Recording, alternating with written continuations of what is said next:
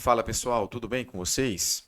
No vídeo de hoje eu quero trazer um assunto muito importante, que são os cuidados que a gente precisa ter na hora de comprar um terreno ou um imóvel. E esse assunto, ele me despertou essa curiosidade, né, e esse desejo de fazer esse vídeo, justamente por uma matéria que saiu hoje, né, no UOL.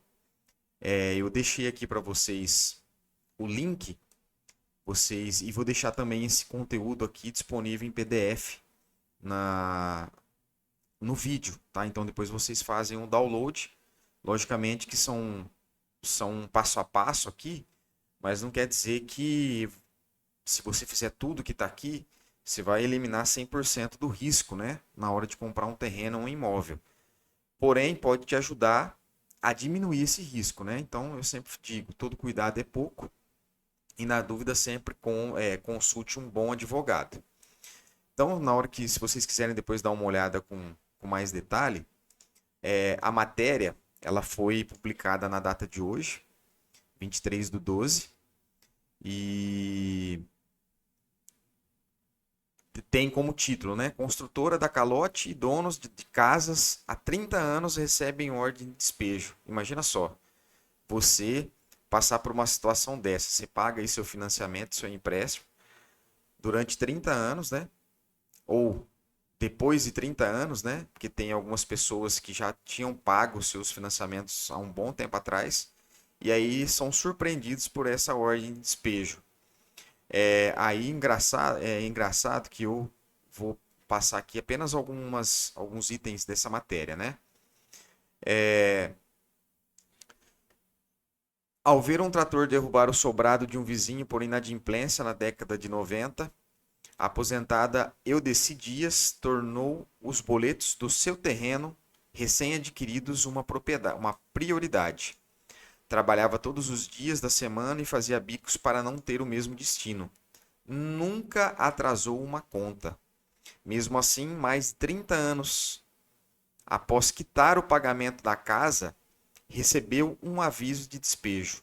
O motivo, uma dívida que nem era dela. Meus amigos, o Brasil não é para amadores, né? Olha que engraçado e até certo ponto que confuso. Uma pessoa compra um terreno, quita esse terreno junto com a dona do empreendimento, né? Com a empresa, e mesmo assim ela está com a iminência de perder esse terreno, de perder a sua casa, porque a empresa que vendeu o terreno para ela está com dívidas, tem pendências com a prefeitura. E utilizou esses terrenos para dar como garantia. Parece confuso, né? Mas vamos seguir aqui, ó. Outro trecho interessante aqui, ó. Comprei em 1994 e quitei em 1996, quando minha esposa estava grávida. Hoje ela é falecida. Passei o maior sufoco, nós passamos até fome para construir a casa. Outra pessoa aqui, né, outro morador, o Antônio, reclamando na mesma situação, que ele fez o pagamento total do terreno e agora está passando por essa situação de poder perder a sua casa. E se a gente olhar com mais detalhe aqui, ó, a gente vai entender um pouquinho melhor. O aviso de penhora por uma dívida da loteadora Developments do Brasil Comercial Limitada com a Prefeitura de Guarulhos foi recebida por Eudeci e pelo menos outros 10 proprietários de casas na rua Eliane Mendes Ferreira, no bairro do Jardim Santa Paula, na periferia da cidade de Guarulhos, né? Com recibos e contratos em mãos, eles não imaginavam que 30 terrenos da rua tinham sido calcionados pela companhia para aprovar as construções de outro loteamento. A construtora foi multada por danos sociais e ambientais em um processo de 2013 e após não pagar a conta de 2,9 milhões veio com o fisco. Então, só para a gente tentar entender aqui. Essa loteadora tinha uma área e nessa área ela fez alguns terrenos. E essas pessoas da periferia de Guarulhos, né, compraram esses terrenos. E aí a empresa ela fez contratos, os famosos contratos de gaveta, dando né, se responsabilizando pela venda desses terrenos. E aí, ó, como foi o caso aqui do seu Antônio, ele comprou em 1994 e pagou em 1996. Só que ele não foi no cartório registrar, ele não passou para o nome dele. Aí quando foi em 2013, devido às dívidas e multas que essa empresa teve, a prefeitura de Guarulhos fez o quê? Ela foi lá e viu que ela tinha bens e calcionou isso para poder receber 2,9 milhões. Logicamente que é uma estratégia, né, que foi usada aí pelas partes envolvidas, mas no fim das contas quem pode sair no prejuízo aí são as famílias que, pelo que relata, muitas delas já pagaram esses terrenos há muito tempo. E no final aqui a gente olha também, né, que a advogada deles questiona tanto a prefeitura, questiona tanto a empresa e questiona também a imobiliária que fez as transações. Mas logicamente, como era de se esperar, ninguém se responsabiliza por isso, né? E depois que eu li essa matéria, eu decidi fazer esse vídeo, né? Até para a gente poder tomar alguns cuidados e também ter como um material para a gente poder seguir e acompanhar se a gente precisar, ou se a gente passar por uma situação de compra ou venda, né? De terreno ou imóvel. E interessante que quando eu li essa matéria, eu lembrei de dois casos, duas situações, uma que aconteceu comigo e a outra que aconteceu com um amigo. No meu caso, eu também comprei um terreno de uma construtora e a gente fez um contrato de gaveta, um contrato particular, né? Eu e a empresa. E a gente começou a fazer os pagamentos, foi financiado, né? Só com esse contrato, comecei a fazer os pagamentos e tal. Passou um ano e meio, eu vi que a parcela estava aumentando muito. E aí eu percebi que se eu continuasse pagando o financiamento daquela maneira, que o terreno ia ficar muito caro. E aí eu falei assim, não, então eu estou com dinheiro aqui, eu vou quitar esse terreno, eu não vou pagar mais financiado, não. Quando eu procurei o cartório para poder fazer toda a documentação, para poder fazer a transferência da matrícula para o meu nome, a mulher do cartório me notificou falando assim, ó, essa matrícula, a empresa, um dos sócios, melhor dizendo, está com uma restrição na Receita Federal. Então, você vai ter que tomar cuidado para saber o que você vai fazer com essa compra. Porque eu não sei se vocês sabem, mas quando a gente vai comprar alguma coisa, tem o valor venal, que é estabelecido pela prefeitura, e tem o valor real, que você realmente está pagando por aquele imóvel. Às vezes nem sempre o valor venal e o real eles batem, né? Aí ela falou assim, ó, se você for passar pelo valor venal e acontecer alguma coisa com essa restrição que o sócio tem, se você tiver que acionar a justiça, você vai acionar a justiça com o valor que está aqui na escritura. Agora, eu te aconselho a passar pelo valor real que você comprou, que dava uma diferença mínima, mas tinha uma diferença, né?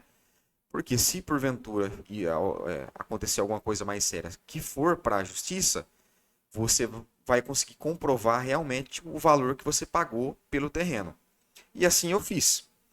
Eu decidi então declarar que eu tinha comprado pelo valor real, paguei todas as custas ali que tinha que ser pagos para poder registrar com o valor correto, né, e evitar algum transtorno futuro. Mas confesso que eu tive uma dorzinha de cabeça, sim, perdi algumas noites de sono pensando nisso até que tudo se resolvesse. E logicamente que foi um grande aprendizado para mim e eu coloquei na minha vida que se eu não tivesse condição de comprar à vista, que eu não ia comprar. Até porque poderia aumentar os meus riscos numa compra dessa natureza, principalmente quando contratos particulares são feitos, né, que são os famosos contratos de gaveta. E passou um tempo e tal, depois desse aprendizado, né, teve um amigo que também estava na mesma situação. Ele decidiu comprar um terreno usando um contrato particular e pediu para eu dar uma olhada. Aí a gente foi lendo junto, né? Foi grifando algumas coisas importantes e no contrato, para vocês verem, né? Se você lê com cautela um contrato de particular, às vezes tem itens ali que é complicado de você aceitar. E nesse contrato falava que a empresa em questão poderia usar o terreno como garantia de uma possível operação de crédito. Ou seja, se a empresa quisesse levantar dinheiro com a Caixa. A empresa vai lá na Caixa Econômica Federal e fala assim, ó, eu tenho esse terreno aqui e eu quero dar ele em garantia. Quanto que você pode me arrumar em dinheiro? O meu amigo, se ele assinasse esse contrato, ele ia estar ciente que a empresa poderia usar o terreno dele que ele tinha acabado de adquirir para poder a empresa poder fazer uma alavancagem, né? Para a empresa poder utilizar como recurso dela. Porque o terreno ainda não seria dele, né? Porque ele estava comprando financiado. Financiado direto com a construtora, né? Então a construtora poderia usar esse terreno. Então olha o risco que estava aí. Aí ele leu, ele decidiu que para ele não ia aceitar isso, que o risco dele ia ficar muito grande e ele não decidiu comprar. Mas são riscos e são situações muito comuns e às vezes a gente vê, infelizmente, pessoas passando depois por situações complexas como essas, né? Então isso serviu como aprendizado. Confesso que até quando eu comecei a ler a matéria, eu me senti naquela situação que eu vivi, né, há um bom tempo atrás, e eu entendi a dor que aquelas famílias estavam passando, né? Porque pensa bem, você manter o seu pagamento em dia, pagar tudo bonitinho, às vezes por falta de conhecimento, pela simplicidade dessas pessoas, elas não tiveram ali ou às vezes condições ou até mesmo orientações, né, de ir lá no cartório e finalizar esse processo e realmente ter a matrícula no nome delas, né? Mas enfim, é erro por erro, aconteceu e é uma situação que a gente tem que tomar cuidado e utilizar como um exemplo, né, para que a gente também não seja vítima de situações como essas, né? E aí eu coloquei alguns cuidados que a gente precisa ter. Lembrando, né, que esses cuidados não isenta a gente 100% dos riscos envolvidos numa negociação, mas podem ajudar a gente a diminuir e evitar certas coisas. Primeiro cuidado que a gente tem que ter é sempre procurar um bom advogado, principalmente se você for optar pela compra utilizando um contrato particular. Então não economize no advogado, senta lá, procura um escritório que seja especializado nesse tipo de situação, leia esse contrato, faça anotações, né? Peça orientações para que você esteja, não 100%, mas tente, né? Evitar o máximo possível os riscos que você pode ter em adquirir um imóvel dessa maneira. A segundo cuidado, procure a prefeitura do local do imóvel, porque geralmente esses empreendimentos eles têm uma área grande, né, uma gleba maior, e depois eles fracionam isso em terrenos menores, né, matrículas menores, para poderem comercializar. Isso só pode ser feito se tiver tudo em ordem com a prefeitura. Então, se você procurar a prefeitura e pedir orientações desse empreendimento, perguntar se está tudo ok, se está regularizado, pode também ser uma alternativa, né? O segundo o cuidado é o cartório de registro. Hoje a gente tem a possibilidade de fazer várias consultas online, então você pode consultar, solicitar matrículas do imóvel ou do terreno que você vai comprar pela internet para você ler e para você analisar se realmente está tudo em ordem, né? E como eu falei para vocês, geralmente esses empreendimentos, principalmente quando é terreno, parte de uma matrícula maior, individualizada, e depois ela é subdividida, né, em matrículas menores. Então, se você for no cartório de registro, da onde é o imóvel, você também pode tirar informações para saber se, olha, como é que está essa matrícula? Ela é uma matrícula única?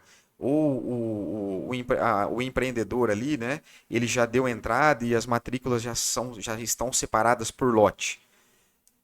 E não se esqueça, né, que o risco de, às vezes, você comprar ele por um contrato particular é que a empresa pode utilizar a sua matrícula para poder levantar dinheiro, né? Então, um advogado vai poder te orientar certinho se realmente tem essa possibilidade ou não.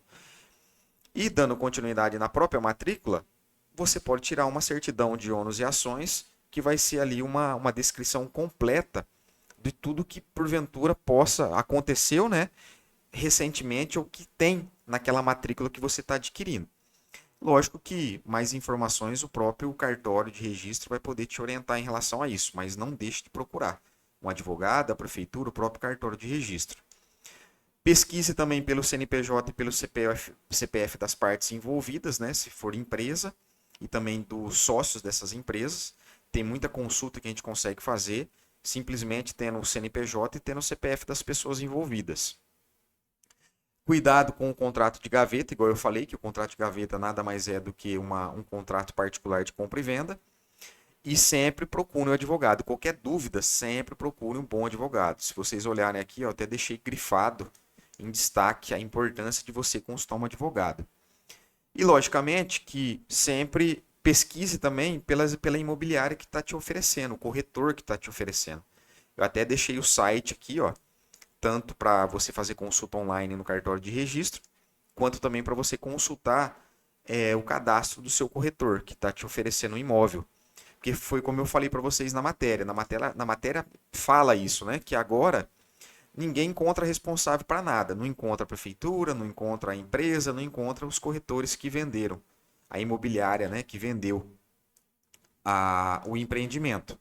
Então, se a gente não tiver o cuidado próprio, depois pode custar muito mais caro. Às vezes a gente querer terceirizar a responsabilidade. Por mais que eles tenham um código de ética e tal, lembre, é o seu dinheiro. Depois que você assinar o contrato, está feito. E se tiver algum prejuízo futuramente, é você que vai ter que correr atrás disso, né?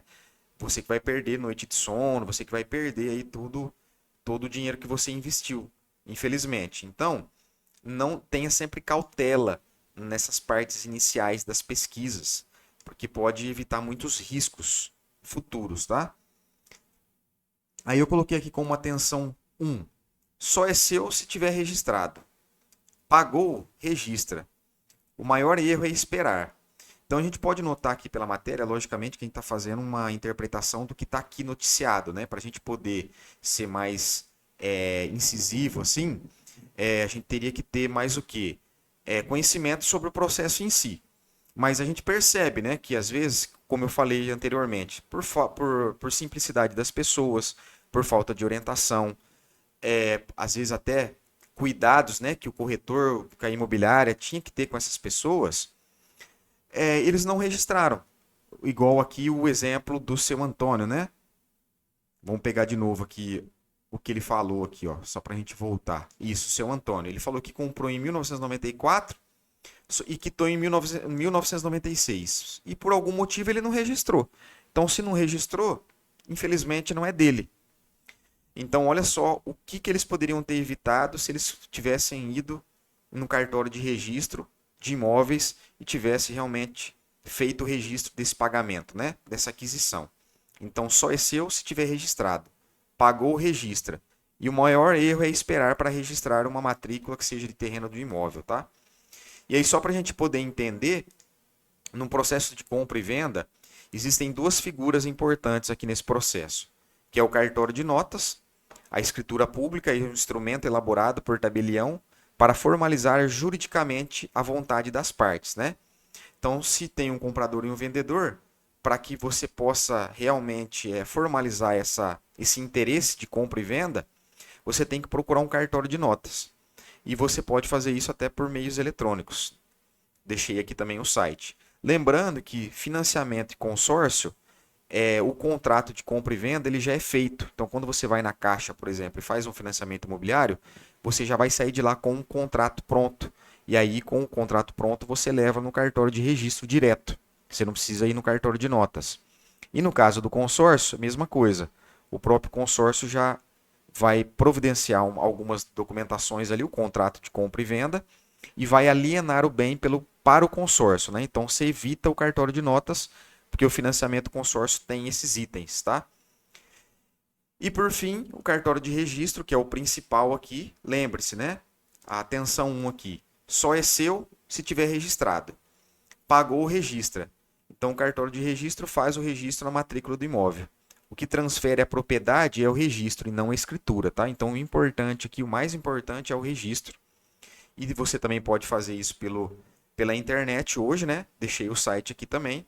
Depois, se vocês tiverem interesse, baixe esse PDF que eu vou disponibilizar para vocês na descrição do vídeo. E use isso como um passo a passo para vocês terem uma ideia de como é e do que precisa ser analisado antes de finalizar uma compra ou venda de um imóvel, tá? E continuando aqui, Eu coloquei várias, pode ver que tem várias atenções, né? Várias observações. Atenção 2. Registre imediatamente, tá? Não deixa isso para depois. Se você quitou o seu financiamento, se você pagou o que você devia, se realmente agora o imóvel é seu, o terreno é seu, corre para o cartório de registro e faça o registro na matrícula que você é dono. Na dúvida, sempre procure um advogado, tá? E se ainda tiver dúvida, sempre muita cautela. Volto a dizer, esse vídeo aqui não te elimina você 100% dos riscos envolvidos. Então sempre tenha muito cuidado e se você tiver dúvida, consulte um bom advogado. E lembre-se, depois que o BO aconteceu, construtora, prefeitura imobiliária vai tirar a responsabilidade da reta, né? Infelizmente é o que aconteceu. Não estou generalizando, mas você que vai ficar com o pepino na mão. Então tenha sempre muito cuidado, muita cautela e façam as coisas com muita atenção, tá? Não tome decisão precipitada.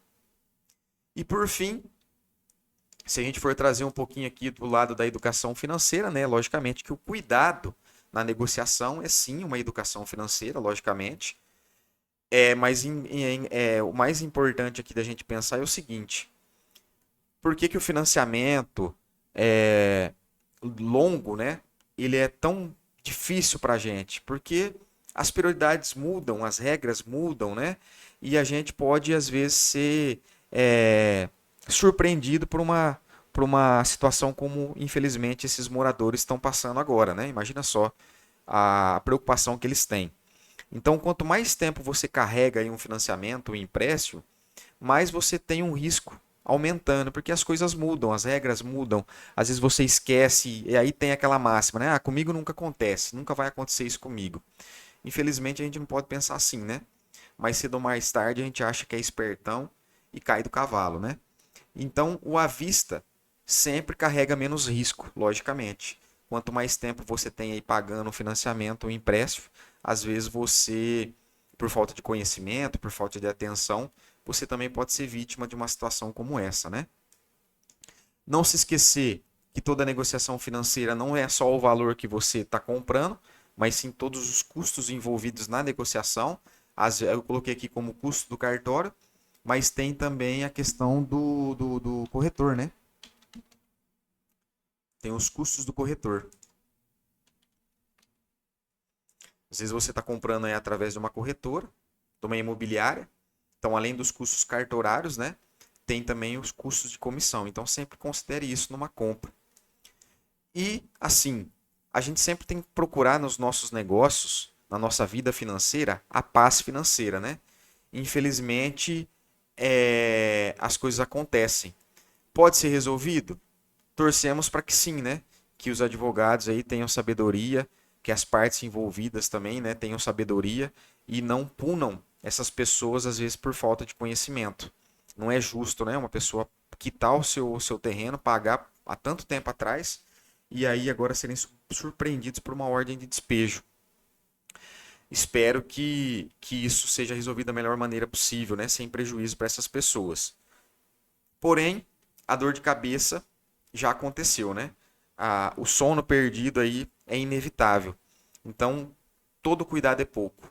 E não se esqueça, na dúvida, consulte um bom advogado e respira, pensa e não tome decisões precipitadas, tá? Espero que vocês tenham gostado do vídeo. Mais uma vez, é apenas um passo a passo aí para a gente poder ter como orientação. Isso aqui não elimina 100% do risco numa compra, tá? Todo cuidado é pouco e na dúvida consulte um advogado. Mais uma vez, deixa essa orientação. Se você gostou, curta, compartilhe, comenta o nosso vídeo e se estiver fazendo sentido para você, você puder me ajudar, segue o nosso canal, tá bom? Obrigado, fiquem com Deus e até mais.